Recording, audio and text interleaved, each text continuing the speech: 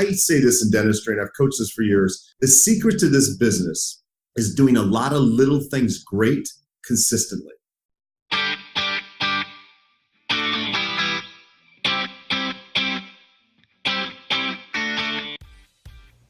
Hey, ambitious dentist, welcome to Start Your Dental Practice, the show for existing and aspiring dentists to take your dental practice to the highest possible level. I'm your host, Jonathan Van Horn, CPA and ABV, founder of dentistmetrics.com. In every episode, we aim to demystify the how to start a dental practice problem by bringing on world-class dentists, influencers, and consultants in the dental industry to pick their brain about how to get past the barriers involved from going from no practice to being a practice owner to owning your own successful dental practice. Hello, ambitious dentists. Today, I'm very excited to share with you my conversation with Dr. Mike Dolby, founder of Practice in Your Pocket, which helps you clearly understand the areas in which your dental practice is underperforming through leveraging technology. As a practicing dentist himself, Dr. Dolby has an incredibly unique take on what it takes to build a successful dental practice in the year 2017, and he holds nothing back in today's interview. So, here are a few of the things you're going to learn. Dr. Mike's tips on how to stand out as a dentist and really wow your patients. The most common challenges many dentists face and Dr. Mike's tips to avoid them. A very simple trick to make a great first impression. What virtually all successful dental practices have in common, and much, much more. So if you're looking to build better systems, improve your culture, or become a better leader, you'll love today's interview. Now, here's my conversation with Dr. Dolby. Hello, ambitious dentist. Today, I'm really excited to have with us Dr. Mike Dolby. So Dr. Dolby is a practicing dentist who has been a consultant with a very, very high-level consulting company called Fortune Management. You may have heard of them. Tony Robbins is a big piece of that company. And also, he has developed a business intelligence tool to be able to help dentists better understand their numbers in their practice, which is why I'm really excited to have him on the show with us today. So, Dr. Mike, thank you so much for coming on today. Hey, thank you for having me. It's an honor. Yeah. So, tell us about your dentistry. Tell me about how you moved from being a dentist to going to be a consultant and then to starting Practice in Your Pocket. Well, my road to dentistry is not a normal one. I was an athlete in college. I graduated in business management and worked for a couple of years after college and then decided that that was not for me. And my dad suggested on a whim that I go to dental school, and I said, yeah, that sounds like a great idea. And why not? That's the dentistry. Went back and I quit my job as a sales rep for Beecham Products, selling Aquafresh toothpaste, and enrolled back in school because I had to get all my science requirements. So I took the absolute longest path to becoming a dentist. Nice. So I went back, got my grades up, got my requirements done, and ended up going to dental school at UOP in San Francisco. And I did a residency at St. Joseph's Hospital in Denver, Colorado. Ended up buying a practice in '94 in Boise, Idaho, and I've been practicing here ever since. I thought that my business background was just a waste of time because I was like, man, I should have been studying biology and I would have been so much better prepared for dental school. And then when I actually got through dental school, I said, wow, I really got lucky because that's the best thing I could have ever done was study business, because that's the one thing they don't teach you in dental school is how to run a business. So I was, I felt really blessed in that I was had that background, and that led me to seeking out Fortune Management, become involved in that company. I thought they were amazing. And you mentioned Tony Robbins. I got to spend lots of time with that guy. And, basically what Fortune did was take the best of practice management, the best of personal development from Tony, and, focus on dentists and how they operate their business and how their teams operate. Mm-hmm. So that's what got me into, I've always had this passion towards the business side of dentistry. Love dentistry, and that kind of led me down to this Practice in Your Pocket. And that got me got us here that we started this little quest 13 months ago and just launched it in June. So we're still really brand new to the market. Very cool. So tell me about the time and the fortune management and going, because it's one of those things that I know every dentist, I don't want to make this sound like I'm being down on your experience, but in '94, I would have to assume that there wasn't a lot of resources to be able to say, hey, this is how this guy is doing it. Hey, this is how this guy is doing it. This is how this guy is doing it. And I'm going to pick the best of all these and use it in my practice. Like in today's environment where you can say, I'm just going to go on Facebook and ask everybody where they buy this at, and everyone's going to be able to tell me what the price was and everything like that just instantly. Yeah. So, I'm assuming whenever you moved from private practice into consulting, you probably noticed that the world that you lived in was not the same world that a lot of other people lived in. To where, they didn't know some of the things that you just knew intuitively or through your experience from your education. What were the things that you were seeing? I think that's a good point. And, I first started practicing, we didn't have those resources. So we had to rely a lot on, what made sense to you and what made sense in business. I came from, instead of asking collectively, what works or what doesn't work in dentistry, I will ask people, what would you like to experience, in this business, and what in just general business, what does my culture in my practice want to look and feel like? And I came at it from a very different background. I went and hired my office manager. I didn't hire somebody in the dental field. I hired she was in the banking industry. I brought people from different fields because they brought different skill sets and different experiences, and it created a different feel for our practice. And that's how we went about doing it in the very beginning.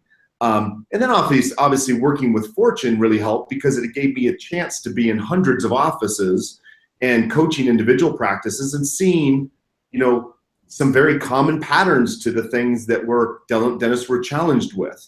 And because I think the personality of dentists are very similar. We're very perfectionistic, and we love to tinker. We love to work with our hands. So there's a lot of those similarities that transfer into dentistry. So I was in a really good position to know what these guys are all about, and more importantly, how to fix some of the more common problems that are happening in their practice.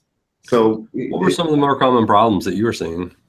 I think the biggest challenge in practice is surrounding yourself with a team that supports the culture of the practice.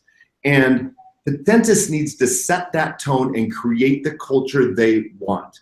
So often that culture has been predetermined. If the young dentist goes in and buys an existing practice and their office manager has been there for 15 years, that's the culture, and they start to lose themselves in that.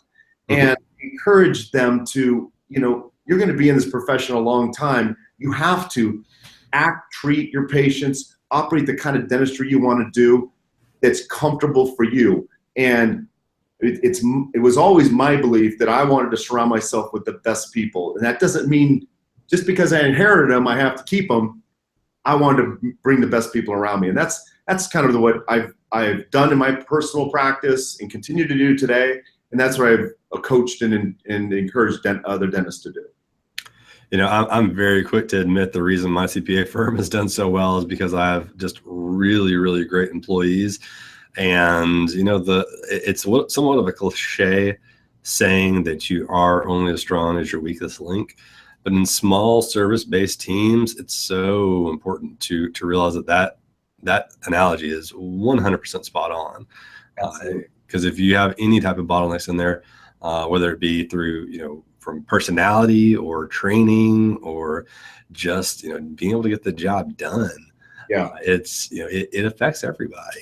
So listen, most general practices are a single doctor. They have, 4 or 5 employees. So God, if there's one that's a problem, it affects everybody at a massive level. You're right. We're not big corporations where we can hide the bad ones. It rises to the top, and it's going to have a massive effect on the culture, the feeling of the practice, and evidently, and ultimately, the success of the practice.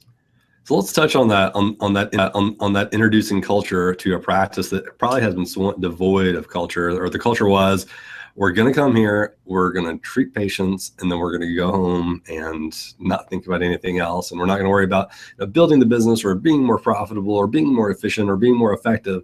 We're just here to, to do dentistry and be there every day if we're lucky. So if somebody comes in, acquires a practice, and that is what they come across. Do you have any words of wisdom of how you alter that, how you change that perspective of that practice? Because culture shift is obviously somewhat of a complicated process. It is. I think when that occurs for dentists, young dentists coming out and joining practices in the description you just laid out, would be to have them take time outside of the dental office and get very concentrated on the culture that they imagine for their practice, and then implement a plan of how they're going to execute that. And it's a strategic plan. You don't come in and buy an existing practice and get rid of everybody on day one. Nor do you go into a practice and you're going to go, we're going to be insurance free tomorrow, and you eliminate all dental insurance. Those extreme measures never work. But so it's a plan that's slowly put into place, and you remain consistent. The leader in the practice is the dentist, and that's the only person it can be. So often that leadership is transferred to the office manager just because they've been there longer, and that never works. It has to be, not that that office manager can't have a leadership role, but the dentist has to set the tone. So is he or she the first to arrive, the last to leave, or is it vice versa? That's going to have an effect on your entire team. And so it's setting that tone from the very beginning. It's doing, I say this in dentistry, and I've coached this for years. The secret to this business is doing a lot of little things great consistently. And so every dentist, they'll call me and say, well, I want to know that one thing. I want to know that, what's that marketing thing you do? How do I get more new patients? And they're so focused on that one thing that they're missing the big picture. It's little things you do every day that make you great. It's the little things you do as a clinician and as a business owner. The challenge is when you get into practice for the very first time, and I remember when I first started, gosh, you're just trying to be good at this, You're trying to learn how to diagnose efficiently and comprehensively. You're learning how to present that treatment with absolute certainty to your patients so they have value for it. There's so many things to learn, and then at the end of the day, you go, oh, I got to manage this business. And so that was a lot of my reasons why we developed Practice in Your Pocket, to make that portion easier, because the primary focus is the delivery of dentistry, right? That has to be. You have to be excellent at that. And I wrote a book a couple years ago called Practice Made Perfect. And I addressed a lot of those things in there, how to go about systematically becoming an excellent or outstanding dentist. And it really starts with clinical care. You have to have that first. And then you move into managing your business. And if there's easier ways to manage your business, which that's what we created with Practice in Your Pocket, because I didn't have that when I was coming up. That becomes just an easier way of doing it. But focusing again on that culture, how you want to be remembered. I tell dentists this: how do you want to be thought of in your community? People know you as Dr. Dolby or Dr. So-and-so. How do you want people to refer to you? Do you want them to be, oh, he's the guy who's so busy, he barely spends any time with me? Or are you the guy that, God, he calls me after treatment. His office staff is so friendly. They take care of my insurance. They just do everything for me, because let's face it, the dental environment it's not like a restaurant where people are really excited to go. We get a compliment for us is, wow, that wasn't that bad. That's a great compliment, So we have to rise up, and we have to operate at such a high level to make to decrease the anxiety of our patients and create that culture that gets people to refer their family and friends. And we've actually put a really cool tool in Practice in Your Pocket that is probably one of the biggest successes in my practice, is what we coined TLC calls. And that is, and I've coached this for years, it's the simple task of calling your patients after they have received treatment. So basically the rule of my practice is, if a person gets numb in my practice, they're going to get a personal phone call from me that evening or the next day to make sure they're doing okay. And traditionally I don't think that's anything new. People have heard that technique. Do people do it consistently? No. Do they have their office manager do it? Yeah. And it doesn't work nearly as well. when you take the time to do that, and we actually put a tool in this, and we made it so darn easy you can do it on your phone. God, I'm telling you, in 25 years of practice, even today, yesterday, I still practice Tuesday, Wednesday, Thursday. Yesterday, I'm making my post-op calls, and patients consistently go, boy, I've never had anybody call me. Now, I know I'm not their first dentist, okay?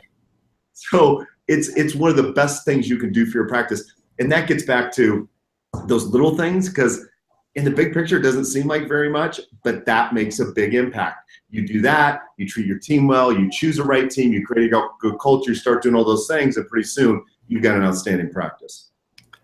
So tell me about, whenever we have a team that has been led in a certain way for a long time, how do you come in and address that to the team? Do you just have a big powwow and say, hey, guys, by the way, because I want this practice to be successful and I want to be high level, I want to be very efficient, and I want us to do really well, we're going to focus on being better every day. We're going to focus on this.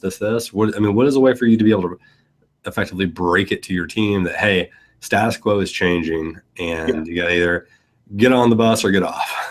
Yeah, that's a great question. And I'll give you my personal experience, because I went through that exact same scenario when I decided this was going to be the culture of my practice. Mm-hmm. And I inherited this team from a dentist that had been practicing 35 years, really great dentist, but as dentists get older, he kind of outgrew what the culture I wanted to bring. And so I sat my team down, and I laid out the vision of what I wanted this practice to go. And it wasn't and I laid out a timeline of how I wanted to implement it. And I've always given every employee that's always worked for me, I've given them the opportunity to work for me, and it wasn't a demand. I don't want anybody working for me that doesn't share the same vision. So I sat down with my team and I said, look, this is how we're going to do this, and this is the vision that I have. Do you want to be part of this team? Or you don't? And if you don't, that's great. Just tell me now, because if you stay, you're going to be unhappy. I'm going to be unhappy. You're going to leave, and we're not going to be friends. And you know what? I had a hygienist that she looked at me and she says, Dr. Dolby, I love you, and that's just not the vision that I want to do. I just want to clock in and clock out. I don't want to call my patients at the end of the night. I don't want those demands. So, and she left our practice. We're still friends today, but just because she didn't want to adopt the culture that I had in my practice doesn't mean we can't be friends. She's just not the right person for our practice. So I think it's very important. Look, dentists, we spent a lot of money and a lot of time to end ourselves up in private practice. I'm going to create what I want in my practice. I'm going to create the culture that I envision for my patients, and I'm going to surround my patients with people that support that vision. So I just encourage young dentists, not just because somebody knows how to run Dentrix or EagleSoft doesn't make them qualified to be the great team member. You can train anybody to do that. The one thing you cannot train people to do is be nice. So when you find people that are generally nice, keep them and train them all the dental stuff. Yeah, it's pretty much impossible to teach personality. I wish it was a possibility that we could do that nowadays, but it's just never going to happen. So so here's another question in relation to breaking that mold or shifting that mindset of employees. How do you introduce that without the staff feeling like you're saying we've been doing it wrong, now we're going to do it right? Because I seem to get that blowback whenever I speak to staff members of any of my docs about, hey, have you tried doing this? Because, I'm a genuinely curious guy, which is the reason I have, like 100 hours of me asking questions of people. And I'll ask the office managers like, hey, have you ever thought about doing this? Because I'd heard it or read about it in some article, or consultants talked to me about it, or whatever it may be. And they typically, to be honest with you, sometimes they get offended by it, because they assume by you having a different way of doing it, where you're saying the way you're doing it now is wrong, and they become very defensive. Hey guys, sorry for the interruption. Really quick announcement for you. And if you're going to be a dental practice owner, you're at some point going to have to get a dental practice loan, whether it's going to be to acquire a dental practice or it's going to be to start a startup dental practice. You're going to have to get a loan. And I'm really proud to say that a company that I've worked with personally dozens of times over the past few years is our first sponsor after 80 episodes of Start Your Dental Practice. And our first sponsor is Bank of America Practice Solutions. So whenever you're going to be getting a new loan, whenever you're going to get a loan for starting your dental practice or acquiring a dental practice, you really want to make sure that you have three things when it comes to that loan. Number one, you want a really great interest rate. Number two, you want to make sure that the company that you're speaking with has a lot of experience and can guide you through the best path to be able to become a practice owner through the loan process. And number three, you want to make sure that the terms associated with that loan are the most advantageous for you. And I'm really happy to say that all three of these things, Bank of America just knocks it out of the park for you. It's really no brainer. If you're going to have to get a loan, which you are going to have to do 100%, you may as well go with a company that has great interest rates, has great experience with the industry, and has the best terms out there in the market today.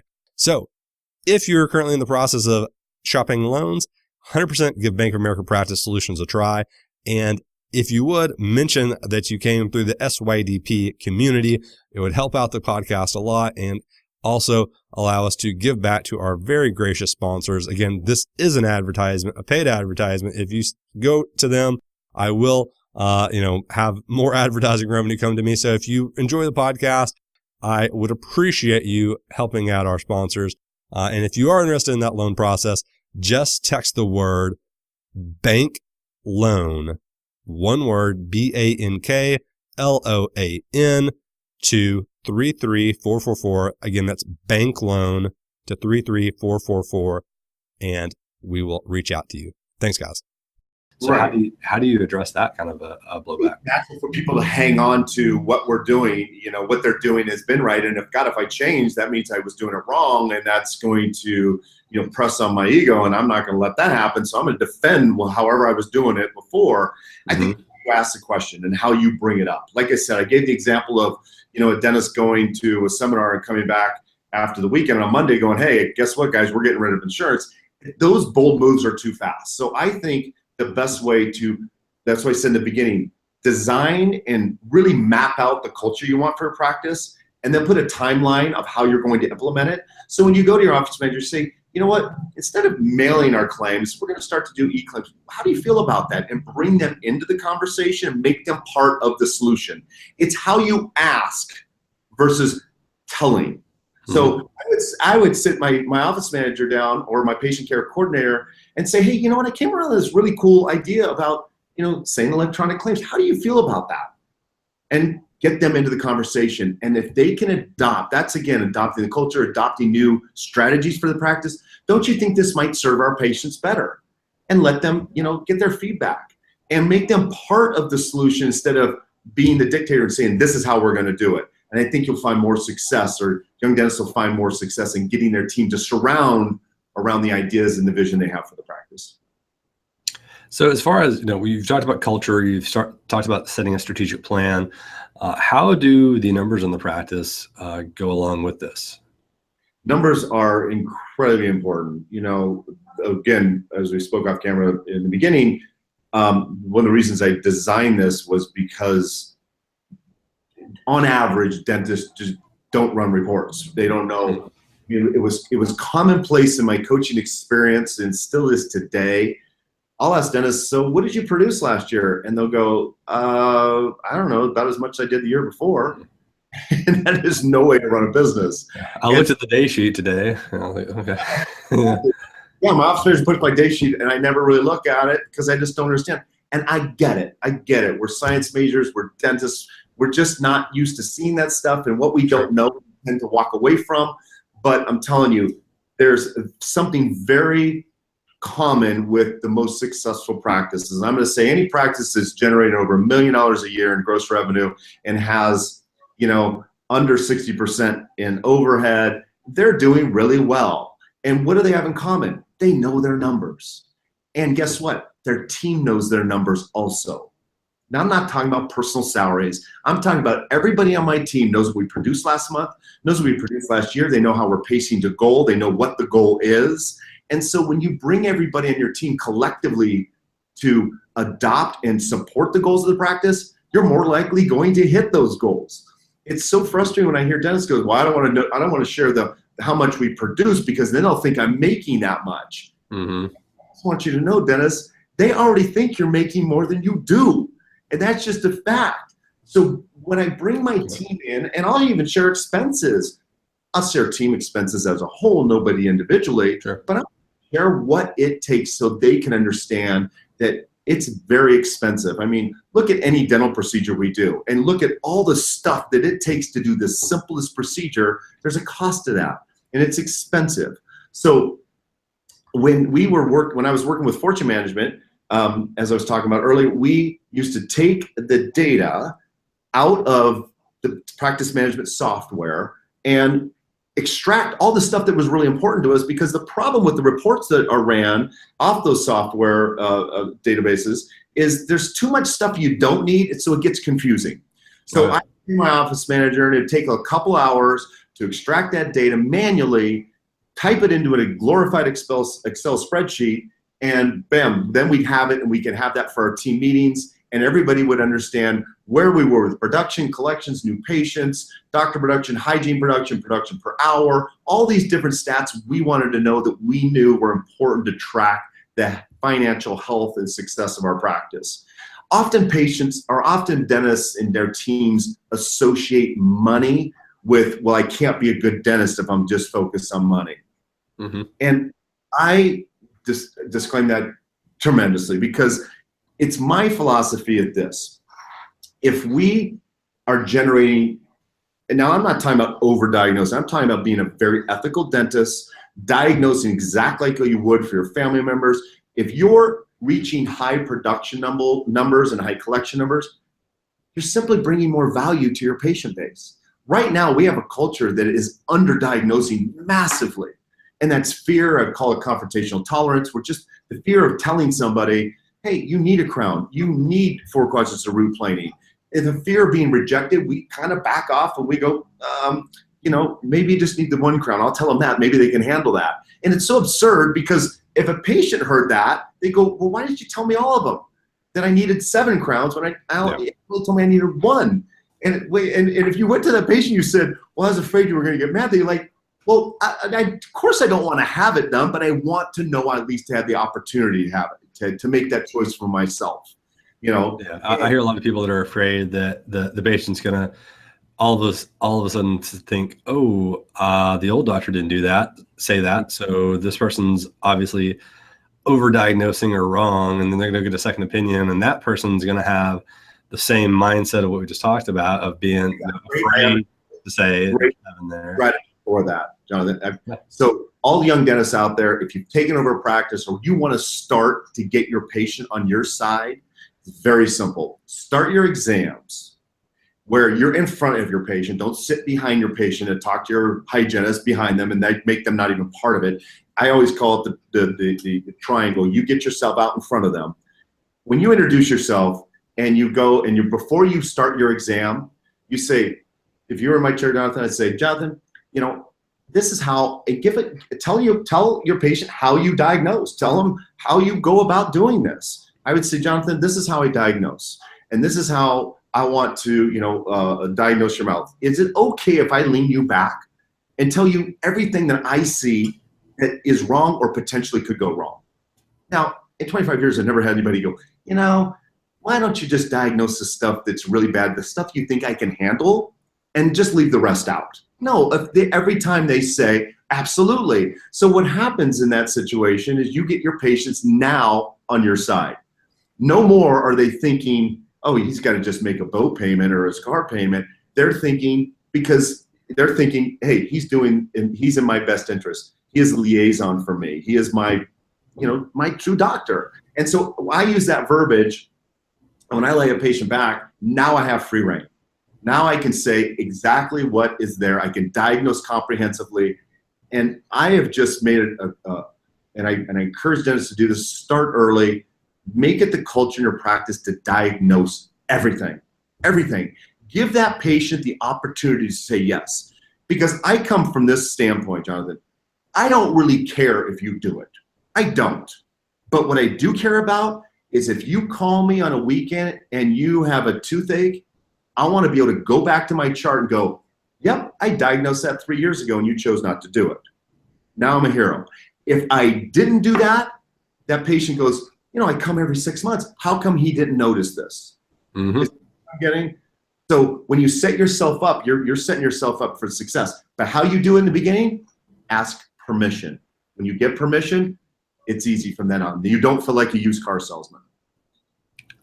So, whenever we're talking about, case acceptance and things like that, what are some, of the ways that you can follow if you're making improvements on case acceptance, on the team being better at, I tell people whenever, instead of using the word sales, I say how to better communicate to the patient what it is that they need so that they sign on with whatever it is you're diagnosing. How do you track that for teams so that they can, very, very, cut and dry, success, failure, show them the improvement or the efficiency of doing that in practices?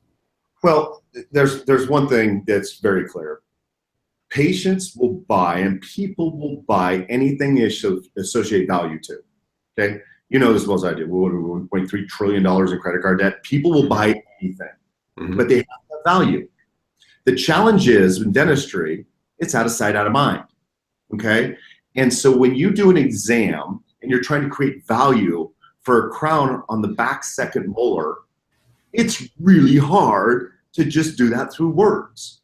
So we and every dentist, I'll tell you this, in my practice, if you told me to give up my handpiece or my intraoral camera, I'm not sure which one I would be able to give up first. You see where I'm getting? That intraoral camera is so important to us as dentists because for the first time, we're able to put that up on a monitor, that second molar, and be able to create value for what we're diagnosing. Okay, I think every dentist should have that capability. They're cheap today. Put a 40-inch monitor on your wall, stream it up there, and so your patient can see exactly what you're talking about, and give the reasons what you want to do, why you're doing it, and what can happen if it's not done. And you say that with absolute certainty. I am not a fan of giving 17 different treatment options for patients because they don't know. They're patients. We're dentists. We know. We went to school. We don't. So you treatment plan with something that you would do for your family member. You would want for yourself. Because honestly, if I had a broken cusp on a lower tooth, and from me, I'd want you to put an onlay on. But for a patient, I'm going to say, well, we could patch it. We could do this. We could do. No, that just confuses people. So be absolutely certain with your diagnosis. But show people, and the more you create value and how you create value and how we show that, and we show that in Practice in Your Pocket, we're showing that through doctor production per hour, hygiene production per hour. When we start to see those numbers creep up, we know we're creating value. When we see our units diagnosed, and we track it through case completion. I'm not a big fan of case acceptance because anybody can accept anything, and they schedule and then they cancel a day before the appointment because they really haven't associated value with it. So if I diagnose 4 crowns, I want to be able to track that and see my case completion. If I'm completing those, if patients are following through with treatment, I know I'm creating value. And so how do you wrap your team's head around the fact that this is not just the doctor that is doing this, that is helping with this case acceptance? How do you prove to them with the numbers that, with the improvement or the staying the same pace, that this is something that can be done? Because we've talked about the culture, we talked about how we're going to be improving, and we're going to be changing things and following the vision and everything like that. We got to be able to tie that. Typically for most practice owners, it helps them to have some evidence that we are doing well with it or not doing well with that. How does Practice in Your Pocket help? I think it goes back to who you hire, right? I want to hire, and I'll just speak in reference to hygienists at this point. If I'm going to work with my hygienist and they're going to be doing a new patient exam and I'm going to come in, I want them to look for things and I want them to be passionate about it. If they're not passionate about it, they really can't be on my team.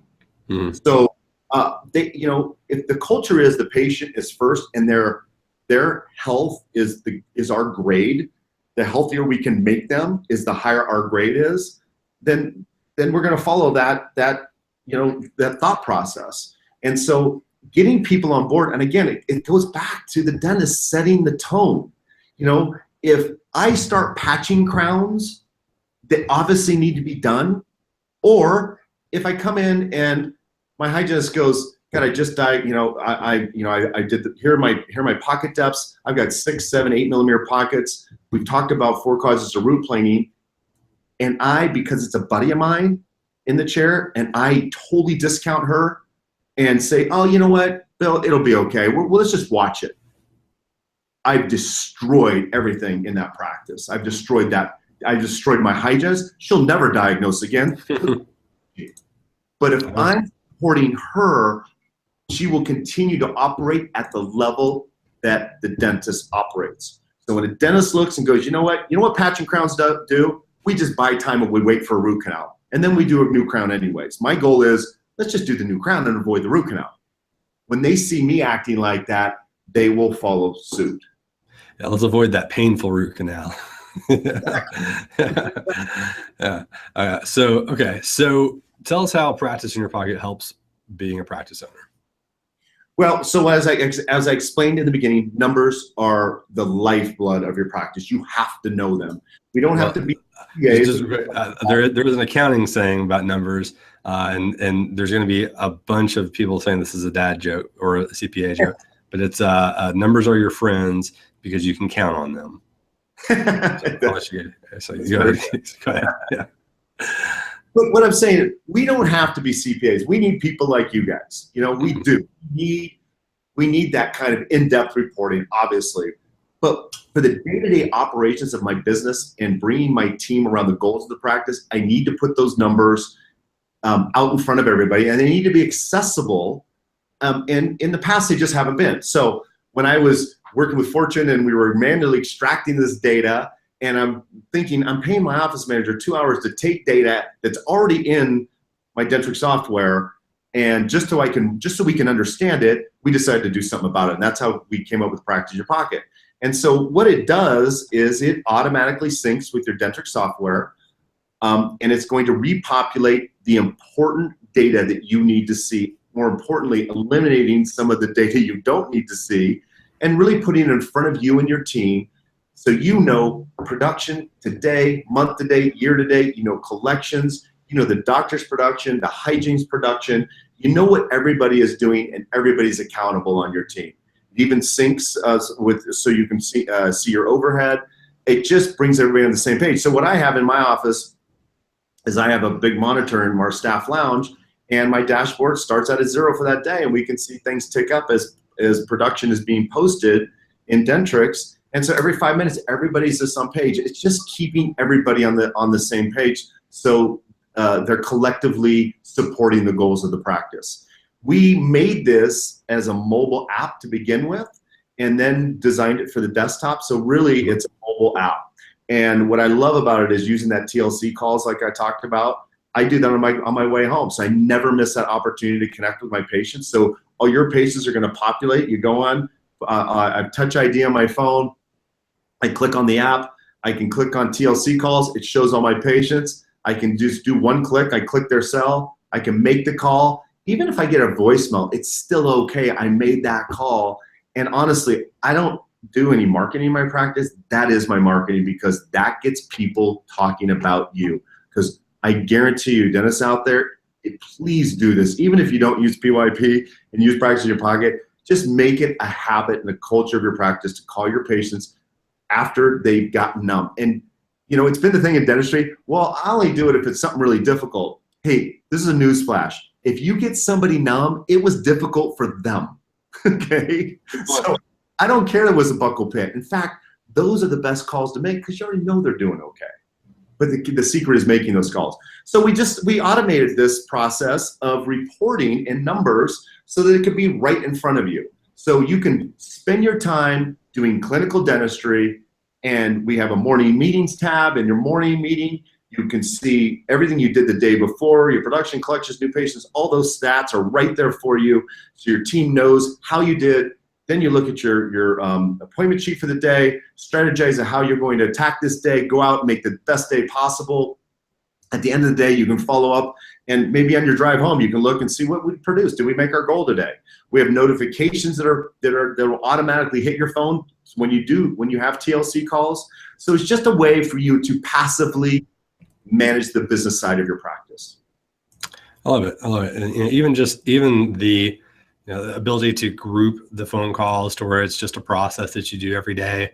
It's a batch process of, I'm just going to knock it out. I'm just going to do it. Like I said, I bet you a lot of them go to voicemail, but either way, in today's business environment, there's a lot of automation going on right now. And a lot of people focus on automating what I think are some of the wrong things sometimes. And automating a process is great. You can't automate the talking to the patients and the building of the relationship. You can make it easier to do it for your business, but you can't automate the actual, act of doing it. And I've been telling people lately, I feel like the more that you can do to focus on your patients rather than focus on business services, the better the practice is going to be long-term, because if you work on those relationships, that is something that can't really be taken away by a mailer. Now there are some people that will react to to the lowest deal out there, but they're probably the people that wouldn't even be developing a relationship with you one way or the other. No, they're coming in. They broke a tooth and you fixed it, and you may never see them again until they break the next one. If you're really trying to create a patient base that refers their family and friends, you have to create rapport with them. And that's once you create rapport with patients, we talked about earlier about diagnosis. If you're in rapport with your patient, you don't have to sell them anything. Everything you diagnose, they're going to accept because they trust you. And when you come from that place of absolute certainty and trust with your patients, you gain that, and that's what you do. And with those TLC calls, I've had dentists say, "Well, can we just send them a text message?" And I go, "Why would you do that? It literally takes 5 minutes at the end of your day." And we've made it so easy because you can do it right from your phone. And you're right. There's no replacing that personal service, that personal attention. It's leaving so many businesses outside of dentistry, in dentistry. It's just people just don't do it anymore. Customer service is, in my opinion, almost dead when you go places. Everything's automated. There's no personal connection anymore.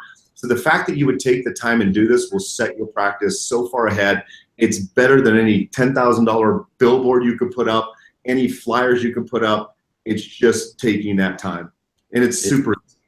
And it almost becomes a unique selling proposition too, being that you're going to have somebody that cares about you, and they're actually going to connect with you and want you to be to make sure that everything's going okay with you.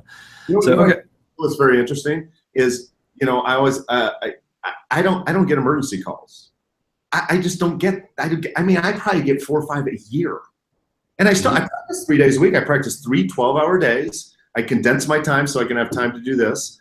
But so I am very connected. I know what works in dentistry, and I do know that when you connect with your patients like this, they're I'm telling you, it's kind of the weirdest thing. It's the more you give, the less they take from you. 100%. Sometimes you give, when you hide your cell phone number, you hide this, please don't call me, then they're either one, looking for another dentist, or they're pinging you on the weekends because they just have some question that you could have easily answered in a simple TLC call. Absolutely. So if someone wants to learn more about Practice in Your Pocket, how would they do that? Yeah, there's a couple different ways. You can go to our website at piyp.com. You can check it out there. We can schedule a demo with you. That's a live demo that will show you all the functionality and just how easy it works with your practice, and see how this, it's more than just the numbers. We have a lot of, like I said, the TLC calls. We have a fee schedule analysis where we'll take all your fees from the practice and compare them to fees in your region, so you can know how your fees rank with practices local to you. We have a great one that I love. It's called the procedure code analysis, where we're going to rank the top 5 revenue generating procedures in your practice, so you'll know where your profitability is coming from and what you're doing. So often I had a dentist he's like, yeah, I'm going to buy a $50,000 endo microscope. And I go, wow, that's great. But you only did 4 endos last year. And he didn't know that because he thought he was doing more. So it really helps you to see where you're generating, and just keeping on track with your hygienist. How much root planing is actually being diagnosed. It's still kind of crazy today. 75% of people, and that statistic has been steady since I was started in practice. It's crazy how we don't eliminate that, are still suffering from periodontal disease. I'm thinking, how can that be?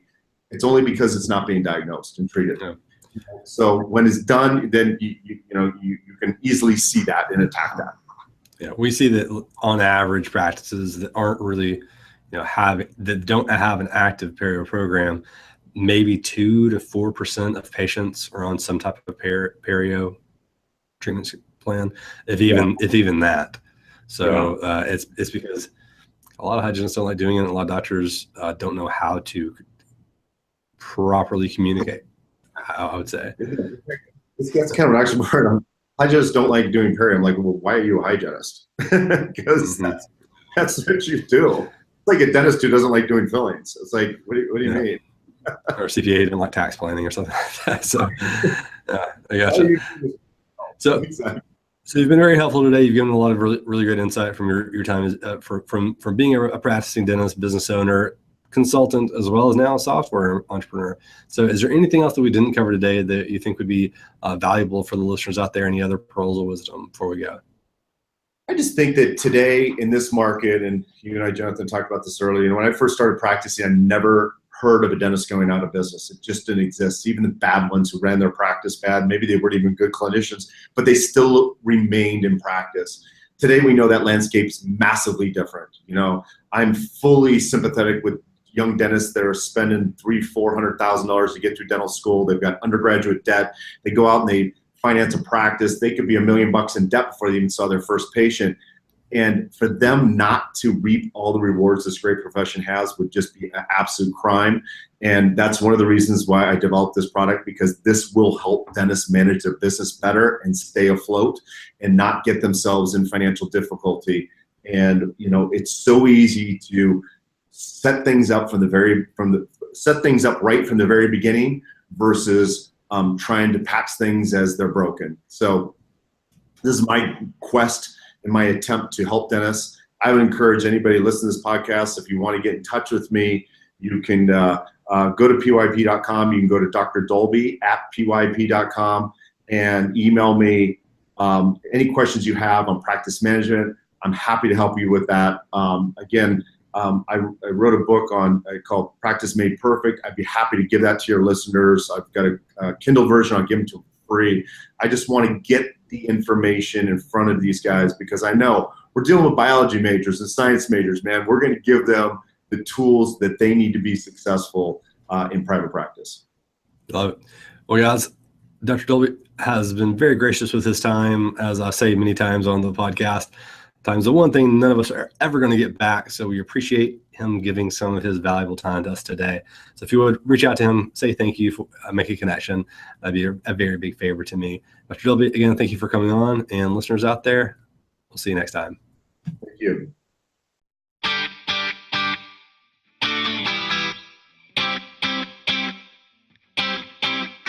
And so that's it for today, Ambitious Dentist. Again, I'm Jonathan Van Horn, CPA and ABV. I'll see you next week with another world-class practice owner or consultant that will help you start your very own dental practice.